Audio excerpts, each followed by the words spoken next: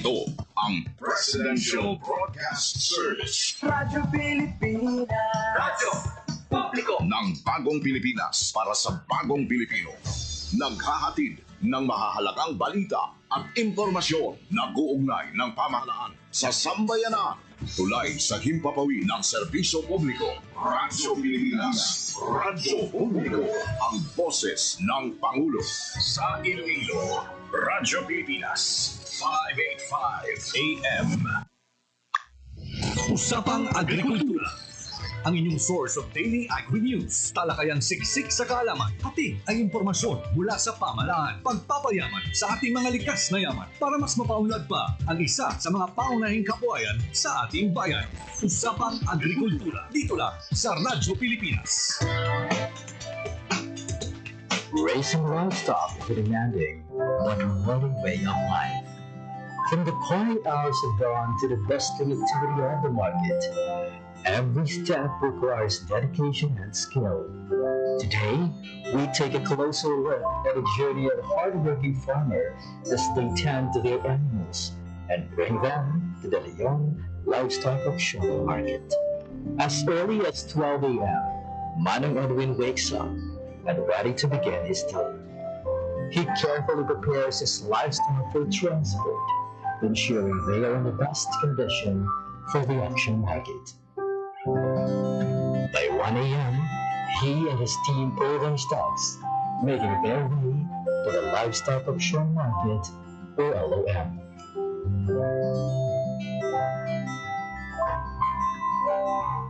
Selling livestock is not just about bringing animals to market. It's about careful selection and preparation to get the best price possible.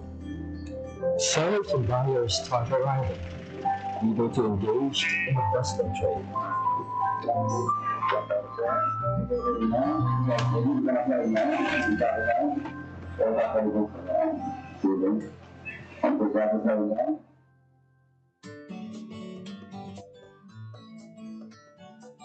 Each livestock is carefully weighed on the digital weighing scale.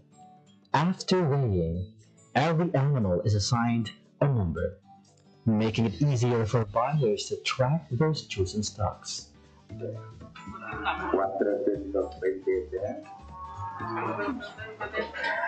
Pag-abot isang baboy, before siya ikiluhon, gina-check anay ang iyang barangay certification.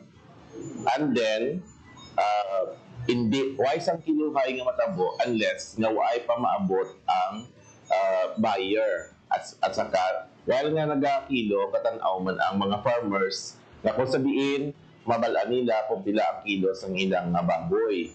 After that, ang aton nga kuan, ang aton nga buyer, makuha siya sa cash tickets o kung ang weighing slip nga sabihin dila ma-indicate ang kilo sa iyang baboy para nga i-presentar sang tag-iya sa buyer nga amo na ang kilo sa iyang baboy para nga ibayaran na. The livestock class and weights are recorded for transparency and accuracy. At the livestock auction marketplace.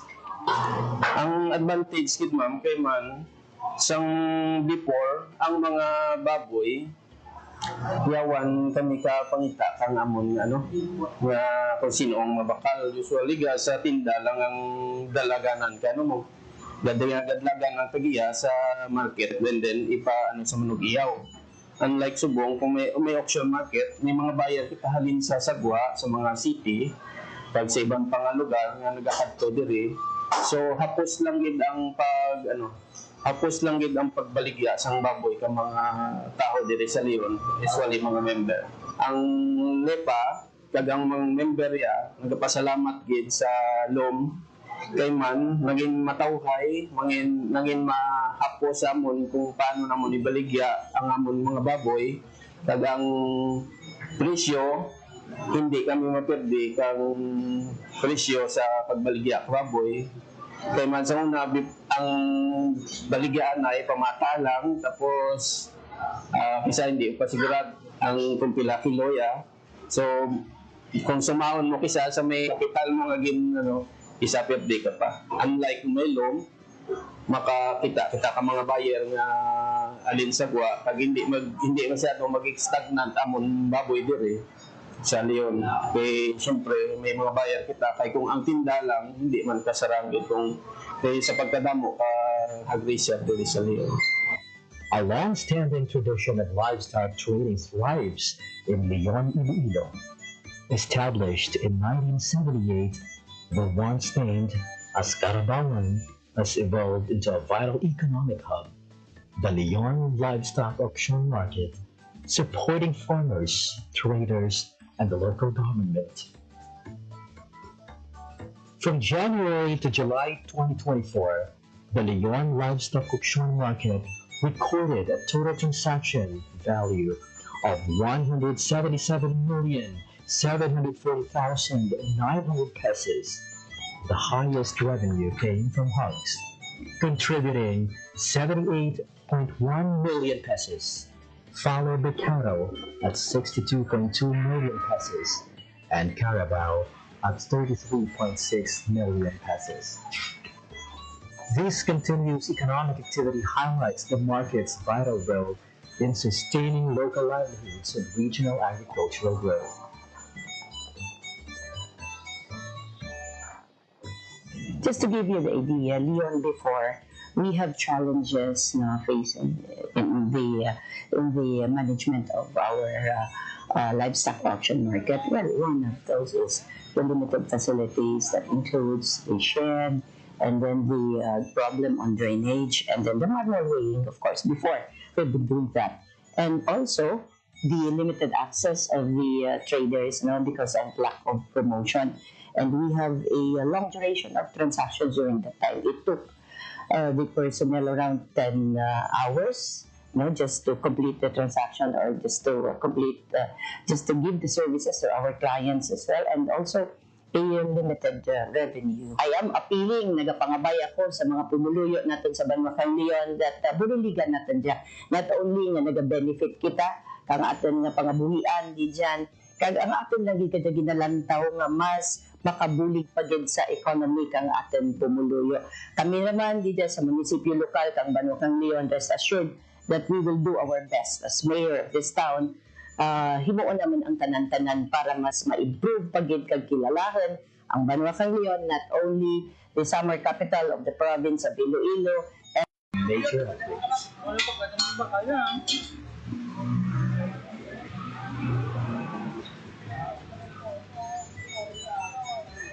part of the consideration why ang Leon was considered as a livestock hub is the population of the livestock in Leon. Actually, if we try to look at statistics, would say that municipalities of Leon and Cabatuan are the major livestock producers in the province of Iloilo. Sa tulad, makita natin ang mga improved infrastructures, no? Makita natin ang ating administration building, no? Port na siya, mga cater na siya. Damo ang numbers ng mga clients natin na makaslansak, rain or shine man na. We have our fences, na makasecure kang ating mga clients and our livestocks. And makita man natin sa tulad, simentado rin ang ating selling area kag ang mga dalan. So, very comfortable rin mag-transact ang ating mga farmers and traders sa ating livestock market. Secondly, ang ating improved nga animal shed. So makita natin na mas organized rin ang ating livestock market. Naka-separate ang mga large ruminants natin ng cattle ng Carabao. So may area mata na allotted for hogs, for goats, and for our poultry. Sa tulad, we're very fortunate na may digital ang kita, no? And calibrated na weighing scale. Kasi sabihin na mas transparent yung tana in terms kilo, no? Makita na din farmer once kilo ng sapat, no? Kag mismo si buyer makita na makita na kilo ng sapat. And we have also our improved system of operation. So kanakauna, gaw sa kami sa 4 pero nag-end kami alas 2, no? Alauna. But for now, nag-end kami sa kami alas 4, nagtatapos kami 7 to 8 a.m. So, wala rin support yung mga transactions, so mga baka na nandun dyan subject for pick up rin kang mga buyers. So, makita natin na may improvement sa transactions. It's because ang mga documents na kananglanan ni buyer or ni farmer, di dyan na mismo may issue sa livestock market natin. So, di dyan na presence ka natin yung Municipal Treasurer's Office sa pag-issue ka mga certification, di dyan natin yung Municipal Agriculture Office, ang atin yung PNP na mag-issue. So, one-stop shop na na, di dyan available mismo sa atin. Ang atin yung improvements sa ating livestock market na kung yung bulig sa atin ng mga livestock raisers at the same time sa ating mga buyers. Sa atin livestock raisers, halos tanang lahat yung ginadara dito sa livestock market at mabakal. It's because ang mga buyers damo rin na ganyan yung makadto sa Leon para magmakal. So, and then, luwas sa Tagalion, damo naman ng mga adjacent municipalities, no? O yung iba ng mga provinces sa Gakatur, ito para ibigya lagi ng baka nila. So, mas healthy rin subong ang transaction sa ating livestock market. It's because damo rin ng supply. At the same time, damo naman ng buyer. Okay. So, in terms of sustainability, no, ang ating local government unit, nag-appropriate ng kang budget para sa maintenance ng operation, no? Kag-facilities lang natin yung livestock market. So, this is why, every year may mga development kita makita sa ating livestock market. And nag-focus man ang ating mayor sa mga personnel kung saan nag-provide na batang dyan no, ka-plantilla na mag-operate o mag-handle ang ating livestock market. So we have 5 personnels no, na na-assign dyan and under sa management no, kang Municipal Agriculture Office. Yearly, nakakanda kami kang assessment no, together ka natin ng stakeholders, nakakanda kami meetings, no, paghinunanan with our traders, with our buyers, with our livestock raisers, so kung paano mag-improve no, ang sistema kag management ng ating livestock market. With over 8.7 million pesos in funding from both the Department of Agriculture and local government unit, the Leon LOM now offers organized trading, enhanced security, and modern facilities that ensure fair and efficient transactions. So primarily, ang among office is in charge of the collection of all income related to the auction market. So may mga employees, kami may mga personnel kami nga naka-fill dito, kag sila ang nagapang-issue sa receive sa payments and nag-issue sa resibo or cash tickets sa mga payers or mga clients natin dito sa market. At the same time, kami man ang nag-record ng income, kag nag-monitor ka income, kag kami man ang nag-deposit ka income sa banks natin. So, for auction market, nag-collect kita kang entrance fees sa mga nagasulod na mga ruminants, minatawag ng gano. And then, nag-collect man kita kang weighing fee. So, kung magamit sa nakakiluhan para magpakilo, nag-collect man kita. Also, yardage and transport fees. So, mag-in and out gani ang mga ang mga baboy or baka, nag-collect kita kung transport fees nanda or transport clearance. And may man kita, ownership, kung magpa-transfer ka, ownership, may ginabayad man. And kung ako magpa-certificate of ownership, kag also magpa-transfer kang ownership, may ginabayad man. So, ang ownership kag transfer, mostly regulated by Bureau of Treasury. So may share si Banwa, may share man si Bureau of Treasury. Sa lang sa transfer of ownership lang ang mga couples natin. So firstly, ang sa transparency, what we did was to put tarpaulin yung signage outside in the loan. No? Kung makakadto ka mo dito, you will see. So nakabutang dito specifically kung pila ang ginasukot for entrance fees, pila ang ginasukot for transfer, para transparent sa mga pumuluyo kung pila bayad dapat.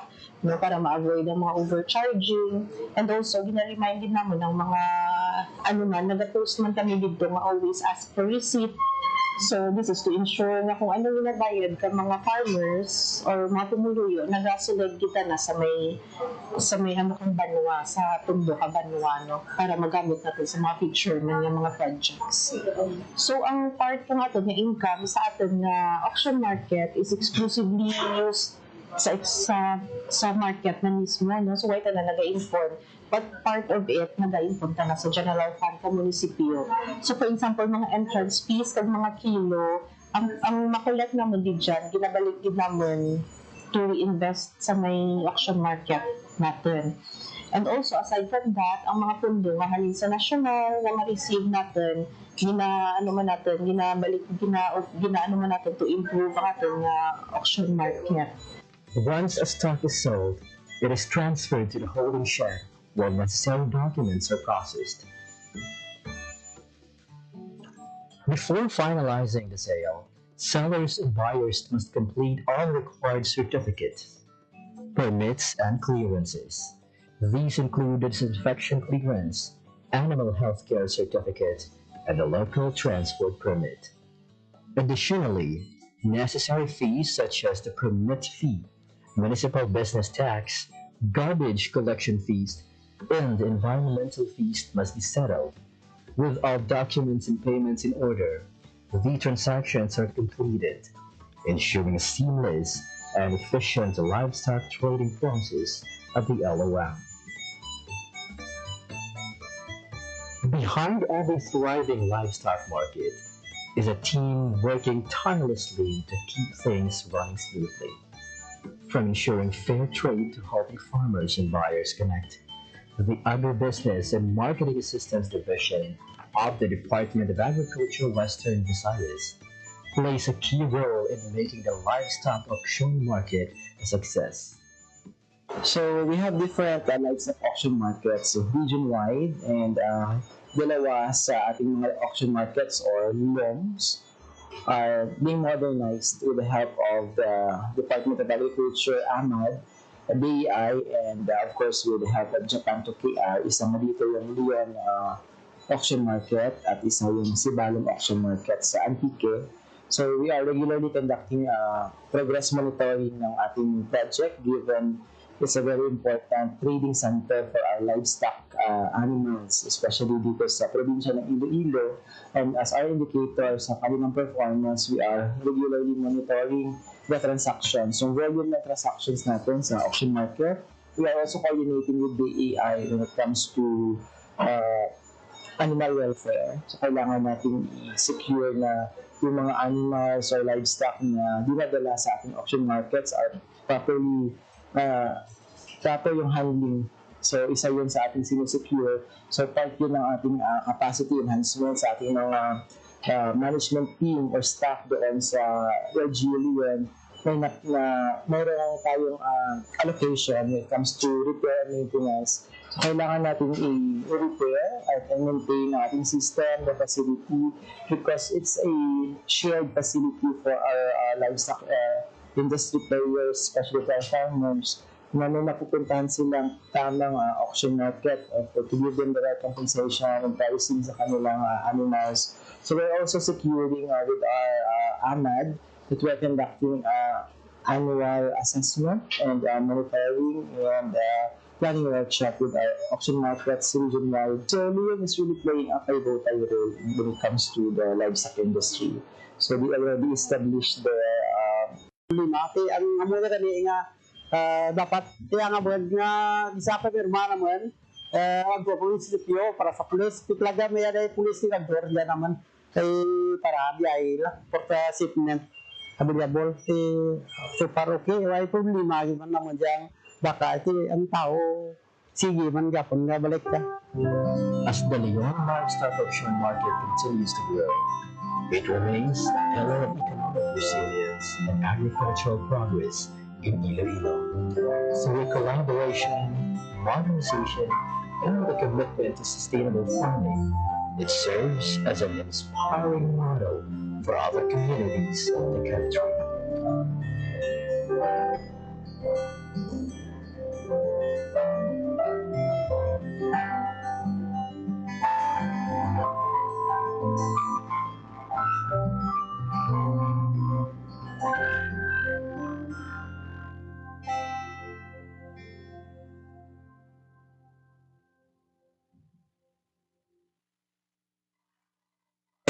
Sa inyo mga solid na nagpapapil sa kanyang program at isa fourth ang ato na partner alin sa daily information section Sir Jan Sanitario sa imo nga pagpapakita pamyaw subong aga.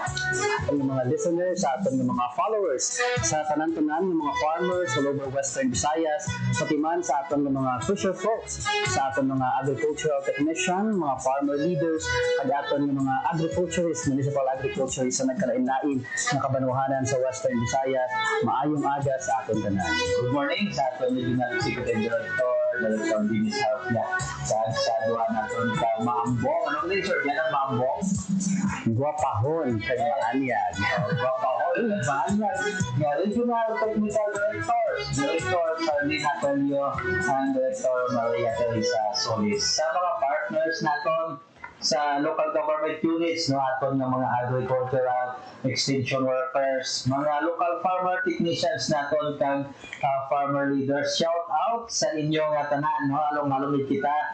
Sir Jan, aton nga topiko subong aga no balaan naton may towards the end sa aton nga program no may isa ka kita ka dinapit bisita no patuon man ni Sir Jan, no? Kag idol gid sa aton nga mga manog mais, no? Kung sabi ko, kinakaidlawan sa aton nga mga manuma, no? Na binigay sa Pig District, no? Sa Iloilo, no?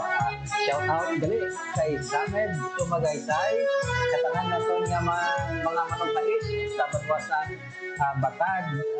Good morning gid sa inyo, no? Kag Sir Jan, welcome nato no aton nga bisita no malayo-layo ang iyang ginhalinan aga pa sa bugtaw Sir Jan no kay ginpukaw sang tiktilaok sang manok ari na no welcome naton sa aton nga program Sir Idol Ray Hinini. Bayad nga aga ka natin tanan no. Ang pagkaraya ako hindi na disbintahan sa ganang kapamati mo. Hindi sangsanyo ni nga mga why idea kung anong karaya. Yes. Para maintindihan ninyo, kag hindi ka malibak bala sa iban nga mangunguma sa mayas magambasa na nga kayaan ganiran sa sorde going to antike. Pero may ibang pati nga tawag na sang kayan is palukpok. Diba? Hindi ko English ya, Cubs. Cubs. So, para ni sa benepisyo sa manog mais sa ibang nga mga probinsya kag mga kabanwanan. Thank you again, Sir Idol, no, sa imong panamyaw no, sa aton nga mga tumalanaw subong aga no Sir Idol ano naman ang istoryahan naton balaan naton Sir Idol approaching na ang first cropping no ang aton nga mga farmers subong nag-ready na gid sa ilang mga talamnan para nga tamnan sa mais no pag before that kita magtanom Sir Idol sang mais balaan naton may mga preparation kita nga imuon specifically no sa paggagamiton naton nga abono no kag amo gid ang topiko naton subong aga Sir Idol. Sir James, kay luwas abi sa binhi kay nakanotisya naman sanda ang mga uma natin na may ara kuno gid pangatag ng mabinhi kag mga abono kag inang ano na kuno ginadugang-dugang na mga natakol-kakol sa mais kina miskla sa mais. So amo na istorya naton subong. Anong tawag sina Sir Idol? Amo ni siya ang sabat, no? Ang ginahin ko natin subong daw mga apat na may ka-cropping mo. Lima na kayo subong. Hindi kita madali malipa sa itong epekto sang gira sa dinto. Ukraine. Kaya siya sabihin ang presyo sang abono na apektuhan sing nakugid. Okay. Labi ra gid ang urea. Ang urea nag-abot sa ibang nga mga ibang nga provinces kuno mga banwa nga layo sa syudad layo sa sentro ay nagapanuktok sa 3,000 ibang gani kuno sobra na darado di ang gasto na sa hauling okay. So bilang sabat natin sa problema ng tuhaw pati sa mais amo nga mangita kita sa posible mangin bulig substitute o kung ano pagkit ang madugang natin sa mais nga malisen o kung mapanabuan, mabuhinan ang gastos sang abono nga kinanglan labi na gid ang urea. Daw maayo inang nga balita Sir Idolaw, Sir Jan? Yes, sa aton nga sir no nga pag-monitor man, pwede mo bala i-elaborate sa aton nga mga listeners ang ini nga mga intervention from our officer. Umpisaan natin bro sa malawig ko istorya dyan. Hindi sarang, hindi kay gogro mga tungas oras na tayo dyan. Isupunan tapoy sa sunod, Sir Idol, kung hindi naman madalas. So, tabo, no, nga, duro, damdam ang mga meeting, ang ginkanda, no, pag nagrowa ang mga issue, may na-identify, alin sa national office natin, bisan na gani sa mga office of the President and Secretary sa Agriculture, ang paggamit, no, sa mga substances, sa mga elements, na sabihin, makaminos, no, ang among nga mga tawag itong biofertilizers. Bio, tanong kay buhi. Buhi na fertilizer. Kay bantara microbes o kung mga microorganism na may kapasidad na mag-absorb kang nitrogen, free nitrogen halin sa hangin. Diba? So basically, Sir Idol, ang tagaan naton solusyon ang paggamit no sang nitrogen, no, ang nga kinahanglanon sang aton tanom nga mais, no, specifically ang urea nga abono kay tama gilinik mahal. Kag na-highlight na sa James mo, ang urea hindi pareho sa una nga may 750 ka o kulang 1,000, may dyan ka rin na sa kabag ng urea. Pero natabo ka dyan nga 3 mo kabag ng urea sa una, isa na lang subong. Ay subong, kabos-kabos pa ang bilis ang 3 kabag. Okay? So, muna siya, damo ang mga rekomendasyon, napapamangkot man kita, may search man, gina-search man sa mga YouTube, Facebook, kung ano diyang mga microorganisms, o mga substances, o ano diyang na pwede magamit. Pwede lang magamit sa mais, no? Kaya ang target natin mais. Naman mais out. Kay mais, ang ating nga programa, luwas ka dyan. Ang mais, dalok-dalok. Grabe, kita magsuyap ka, abono, urea. So, halin ka to, brainstorming, may mga istorya nga dapat mag-conduct kita sa techno-demo. Ginatawag lang yung Participatory Technology Development in Corn Production. PTD. PTD in Corn Production. So, focus kita sa ating region.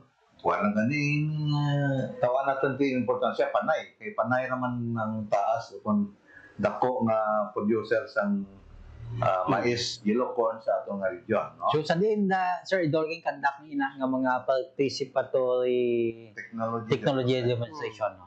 Ang una, batad. Batad. Kaya dito sa norte, nga parte kay Iloilo, dito ang source o kung dako ang produksyon sang yellow corn. So, batad, lapit lang sa mga banuhas ng Balasan, San Inicio, Concepcion, Baltak Nuevo Viejo. So, botang balon, nga kung mag-demo kita sa isa ka banwa, ang klima, microclimate, o kung ang kinanglanon sang mais sa pagtubo, labi ng number 1 is luwas sa abono, ang tawag na ito na rainfall.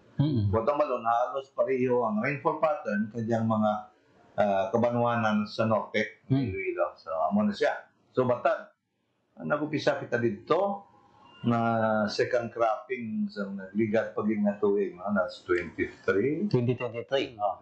Okay. Second cropping. Amo man to pag-igo sa aton sa El Niño diri sa region, di ba? Pilipinas, igo. So, dito, nabatyagan gimana.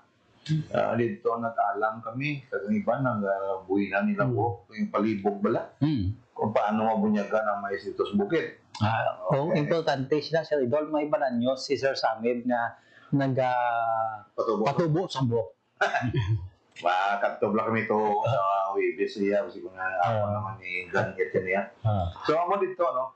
Nag-imbitar man kita sa mga pila ka seed companies nga kada isa sila nag-presentar man sa labaridad. Nasabihin ko na ma-applyan mo lang sa gamay nga biofertilizer.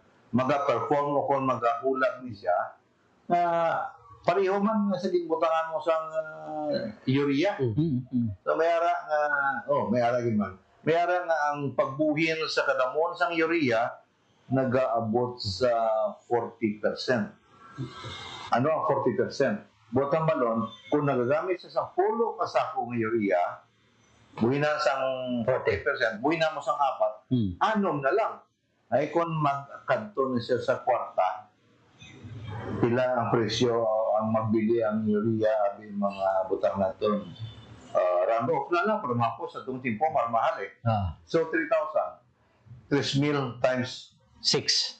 apat urea mabuhin. Pila Sir Jan. Mildos? Mildos. 12,000. 12,000. Wow, 12,000. Sipang 12,000. Kung lagso mo naman sa tubas ng 12,000 mo, mga isa na nakatunlada nga mais. Botong balon, nakasave ikaw apat Kasako. kasakong urea. Worth 12,000 pesos. 12,000 pesos. So, sa Sir Idol, no, amo na ang ginhimo, no, nga gin-experimentuhan naton parte ina sang aton nga technology demonstration, no, sa aton nga mga cluster areas, no, identified cluster areas aton sa core. So, napamatud-an, no, kag positibo ang resulta nga pinaagi sa paggamit sang sini nga mga biofertilizer na reduce naton aton nga requirement sa commercial o inorganic nga fertilizer. Sir Jan. Yes, so far, sir, no, kamusta naman ang response sa atong mais when we conducted no sang pila ka mga sa participatory naton nga technology demonstration. Nagtambok na Sir Idol o kung nagtaas ang ilang nga patubas? Kay nagbunga man siya. Tapos, ang long-term na effect niya siguro, may ara na gulang, medyo laya ng bungaya, pero ang dahon green gyapon. So, muna siya gusto na Nami ito sa Idol, imuwan silage ang daya nga dahon kay na-harvest na nato ng bunga.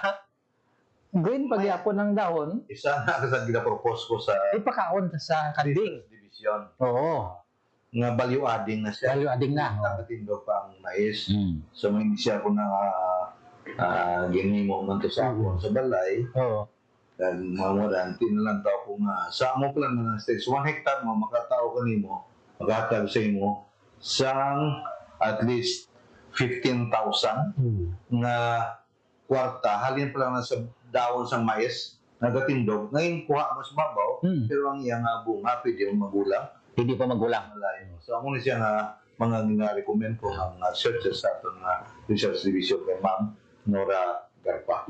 So amo ni siya subong nakita mo namon hindi lang nga may ara nga 40%. May ara man sila gani nga nagpabinturan man nga totally wala na siyang abono gigamit. Pero nakita ko kay mayo mo ta may mamari. Wala na sila nagamit sa inorganic, nagbumbalas lagi bumbahan na nila sa biofertilizer. Kaya mo to akong komentar, lingko isa lang ka problema natin, yung nitrogenous fertilizer. Tapos yung total nyo totally kuwagit ang tanan na inorganic fertilizer, ang chemical fertilizer, kuwag. By the one, hasta ako daw hindi magpad daw, hindi ko conforme daw. Kaya wala mo. Basin hindi mo bunga mo. Hindi mabunga. Kaya ginkuha mo tanan. Pero kaluyan Lord, nagbunga man siya. Kag may gamay lang ang mga points, mga puntos na dapat i-improve natin. Yes, So, ang subject for second trial. Kung i-conduct ato first cropping, sa second cropping, testingan kung anong performance niya sa kung first crop, hindi wet season. Ang dry season ng second cropping, so mag-umpisa na siya mga November, pasaka na. So, amo na siya sabihin ko, tirawan natin, may testingan natin. Ini. Kubot talingon siya, Idol, kung positibo ang response niya sa first naton nga cropping, ang second cropping naton nga pag-testing sini, daw validation na finalization na sa naton nga result. So, ito. So, ano gitna ng output? Ano lang epekto niya? Ang patubas, hindi masiling garantiya na sa ginansya. Luwas sabihin nga, hindi natin na pag-consider ang presyo. Ang presyo gawagdan up and down So, ang ato lang yan ano ang performance mo sa first crop? Sa second crop, nag-click wala. So, amo na siya nga, ang ibang ulo nila, siling. Okay. Pwede na yung may mo. Nga hindi pwede lang yung mo na ton. Okay. So, may rekomendasyon, isa si Director Number nga, ang management no sang tanong, hindi mo magkumparar ang gamay nga area nga gikuha ang sample kag ang total nga area ang itanumanin mo. Halimbawa, sa 1 hektarya, nagsampling lang kita, pila lang square meters. kung square meters, hindi man ako member na daw may pinilian o kung may bias nga nasa umpisa pa lang ang mga farmers o ang mga researchers, kundi nga ibutang naton sa malapad-lapad nga area nga sa diin ang management mo sa imo kung 5 hektarya pareho lang tanan.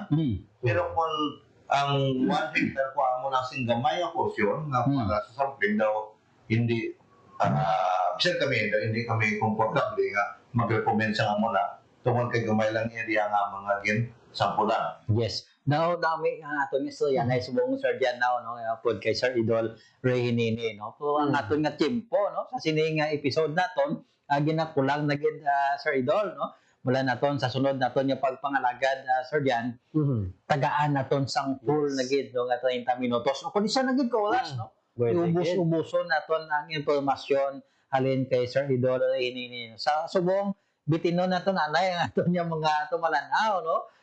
We have been discussing about biofertilizer in application sa aton nga pagtanom sang mais, no, Sir Idol.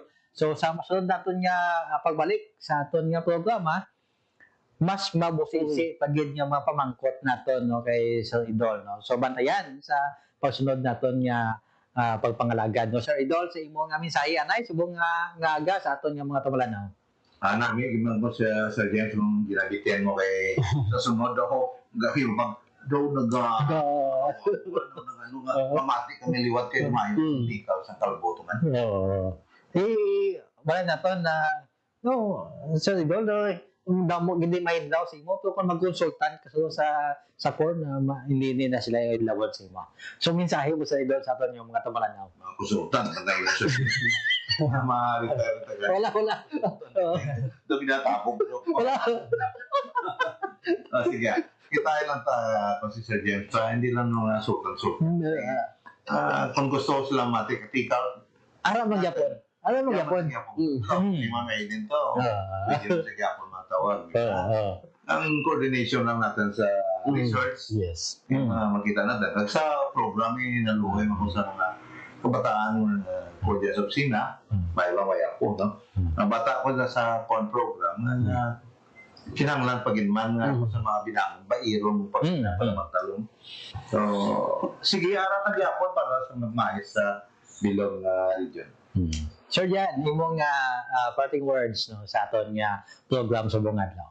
I hope bisan sa malipot lang at tiyempo naka-absorb man o nakakuha man sang pila ka mga significant nga mga information, especially ang aton nga mga manugmais all over Western Visayas. Kag bantayan sa masunod pagid nga episode sang aton nga programa kay Sir Idol Ray Hinini. Good morning, mayong aga, mayadayan nga aga sa inyo tanan. Agagit, no?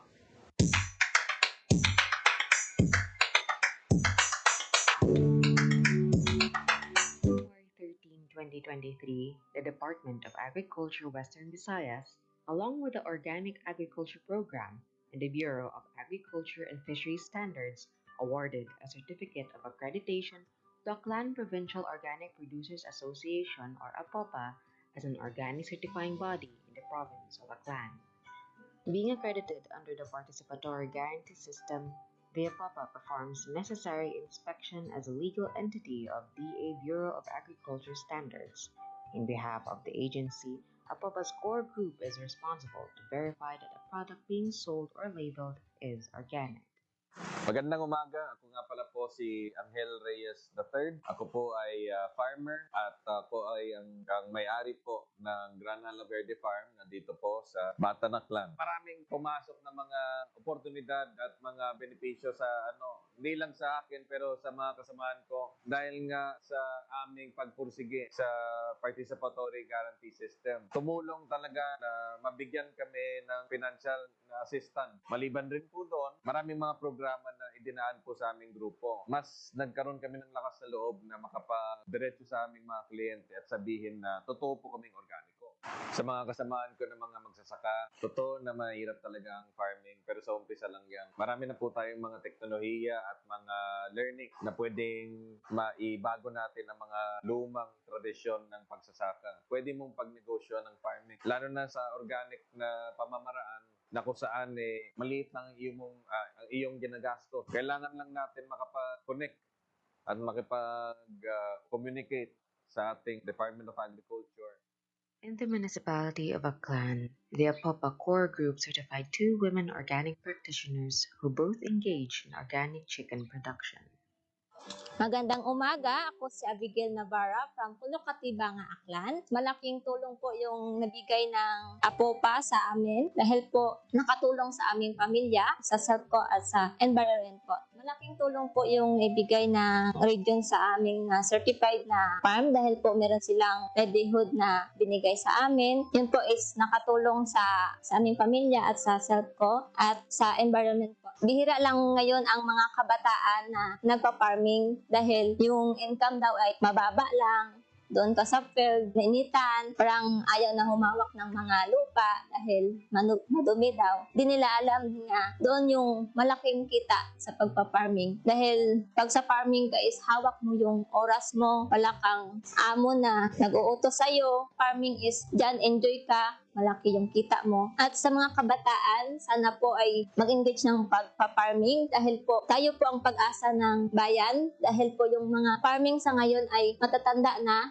at tayo ay susunod na magiging magsasaka. Magandang araw sa lahat. Ako si Maricel Barrera Buhos. So, sa tulong po ng programa ng DA, malaki pong tulong sa amin bilang magsasaka when it comes to our resources like mga materials po, mga net, mga bamboo, mga nipahat. Malaking tulong po sa amin yung bilang magsasaka at lalong-lalo na po yung incubator na mas mapabilis namin maparami yung aming mga manok. Wala pong dapat space ang kahirapan sa atin kung tayo lamang po ay masipag. Naniniwala po kasi ako na kapag gusto mo umangat sa buhay, kailangan mo magtrabaho. Kung mayroon kang dream or adhikain para sa iyong family, you have to work for it. So, as mother, mataas yung pangarap ko sa aking anak. At gusto ko rin magiging co-partner ng aking asawa. Kailangan ko mag-initiate kung anong dapat kong gawin para mapaunlad lalo yung aming pamilya. So, sa pamamagitan po ng farming, gusto ko rin pong mag-inspire sa ibang mga nanay na kung saan gusto nyo makatulong sa inyong asawa, gusto nyo maangat ang iyong antas ng iyong pamumuhay, gusto nyo mapatapos ang iyong anak sa pag-aaral, kailangan nyo rin pong gumalaw. Ang aking pong mensahe sa DA family ay taos-puso po kaming nagpapasalamat sa inyong suporta sa kaming mga maliliit na magsasaka. Ang inyong mga tulong po ay malaking tulong sa amin para mapaunlad ang aming mga pamumuhay. At sana po ay marami pa po kayong matulungan kasi ang inyo pong programa ay napakaganda. Mula po sa amin, sa akin personally ay nagpapasalamat po ako sa inyong tulong.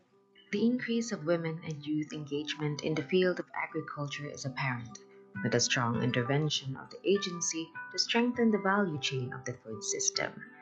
Young women highlighted employment opportunities, increase in income, developed skills in organic farming, and overall resilience. Organic farming for Roseanne is not only her source of livelihood, but a way of living at its best. Na sila sa farming. So yung knowledge nila, nakukuha ko rin. So dina-download sa amin ng mga bago. Yun yung mga opportunities na hindi makukuha ng iba kung hindi kasama sa grupo. So ang receive ko sa DA is yung for drip irrigation. Ang drip irrigation kasi malaking tulong sa amin para lang din na ma-shift ko yung workers, yung trabaho nila, na makagawa ng mas importanteng trabaho outside doon sa pag-i-irrigate lang ng mga plots.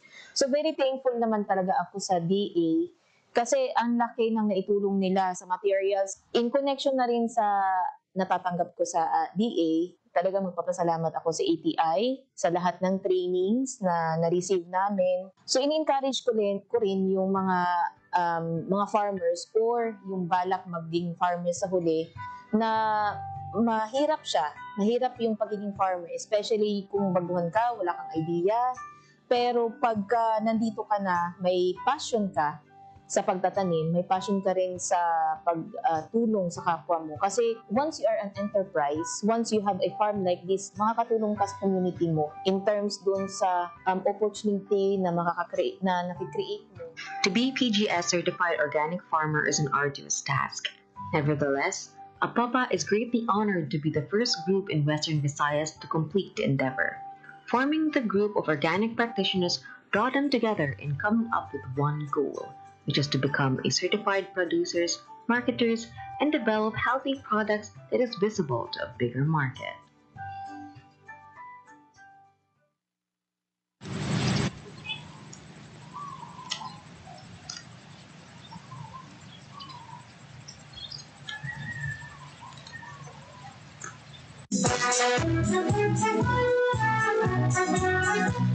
Embracing farming and agriculture is not an easy decision for any individual or even farmers who may have started in their own right tilling the land. Not even the continuous encouragement coming from the agricultural sector and its leaders that there is money in farming could convince the people easily unless they see it by their eyes and touch it by their hands. Given the lack of wider spaces and the appreciation of better technologies through realistic programs and projects, most of the people and even small-scale farmers are afraid to consider upscaling their small money to invest or start farming. This is where the value of putting up demonstration farms comes in, as in the case of the Aklan Agri-Aqua Demonstration Farm and Training Center, or AAA-DFTC, in Barangay Naluok, Kalibo, Aklan. The facility, which used to be the provincial nursery, upscaled into what it is now after its redevelopment in 2018. It opened to the public in 2020. Today, with the help of the provincial government, they were able to establish 4 high-end greenhouses where high-value crops like melon, bell pepper, broccoli, cabbage, cauliflower, and lettuce are planted alternately. The Department of Agriculture, through its High-Value Crop Development Program, provided the center with a rain shelter and screen house along with drums for water impoundment, garden tools, crates, and a cultivator. The center has also ventured into growing Malaysian mums and chrysanthemum. After a while, the center has produced several high-value vegetables and was able to link with hotels in Boracay. The management of the center is very careful though with their linkages, as they do not want to compete with the farmers who sell their produce in the world-renowned island. Local vegetable retailers are also among their identified clients. The idea of the facility is to become Aklan's demonstration farm, which can provide anybody an idea or inspiration to pursue farming. Today, it is frequented by local government units for benchmarking and students from around the region. It has also become a tourist destination. The Aklan Agri-Aqua Demo Farm and Training Center is a government facility which is owned by the provincial government of Aklan. And just like any other government facility, it is dependent on the budget that is allocated by the provincial government. That is why we are not exempt from problems to sustain the operation. Every now and then, we experience problems, and it is better that you have to partner with private organizations. That is why at the Aklan Agri-Aqua Demo Farm and Training Center, we have reached out to private institutions who have the same goals and objectives. So that is why we have partnered with Seedworks International Incorporated.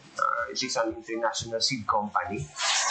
They have provided us with some of the inputs. We also have partnered with the Aklan Training Center or the Aklan Training Institute. It is a government institution that is also involved in agricultural trainings and production.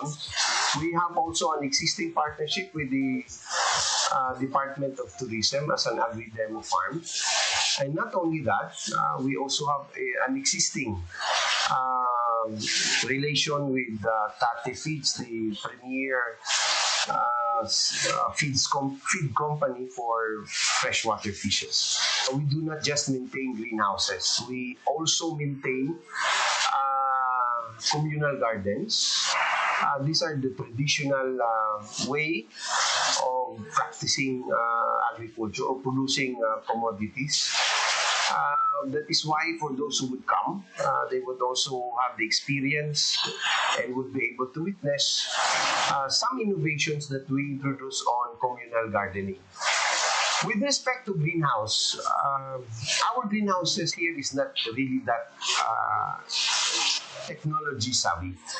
What we only have is a greenhouse, a rain shelter, a screen house, and we also adopt drip irrigation and hydroponics. These are not really very expensive. This can actually be financed by any person coming, any OFW who would like to retire and would like to go back to Aklan and start a business, especially on agricultural production. The challenge here actually is not on the physical structure. It's on the skills and talent of the technicians that will run the greenhouses. We are offering for free. Anyone who would come to the center would like to learn how to plant new commodities, new varieties, and we're giving it for free. Our technicians are always available, and we have opened our doors to anyone who would come to the facility. The Aklan Agri Aqua Demo Farm and Training Center serves also as a laboratory for students who are taking up agriculture courses. The center also houses a rice mill, fish ponds for those who are interested in learning about fisheries, food processing facility, dairy box by the Philippine Carabao Center, post-harvest facilities, AI facilities, a dormitory, and a sewerage treatment facility. It can accommodate people who wish to stay in for a certain period of time and learn more about the technologies in agriculture. The Department of Agriculture has given us infrastructure support in terms of provision of the greenhouses and the processing facility. Naghatag sila greenhouse and nag-establish a processing center para magamit namin sa demonstration farm. The Aklan Provincial Government, through the Office of the Provincial Agriculturist, we are the ones operating and maintaining the facility. We are the ones providing the manpower, inputs, and operations, basically the day-to-day operations, and planning and implementation of the programs and activities in the demonstration farm. The main purpose of our demonstration farm is really to encourage farmers, local investors to establish their own farm and to encourage them to plant their own vegetables. And we are glad and fortunate that not only individual farmers but also LGUs have come to our facility and copied or replicated this technology. LGUs, provinces have went here. The Aklan Agri Aqua Demonstration Farm and Training Center is an example of convergence between a local government unit and a national agency, which, if managed properly, could work harmoniously in delivering the needed services to the people. This is your Department of Agriculture, Western Visayas.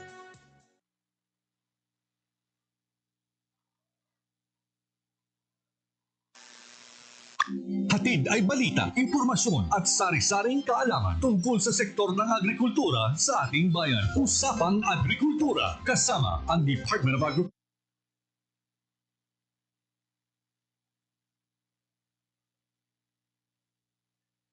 Alamin ang mga hakbang ng administrasyon para mas mapaunlad pa ang iba't ibang industriyang agrikultural at pakinggan ang mga proyektong handog sa mamamayan upang mapalago ang kanilang mga kabuhayan. Usapang Agrikultura, Lunes hanggang Biyernes, alas 5 ng umaga, dito lang sa Radyo Pilipinas.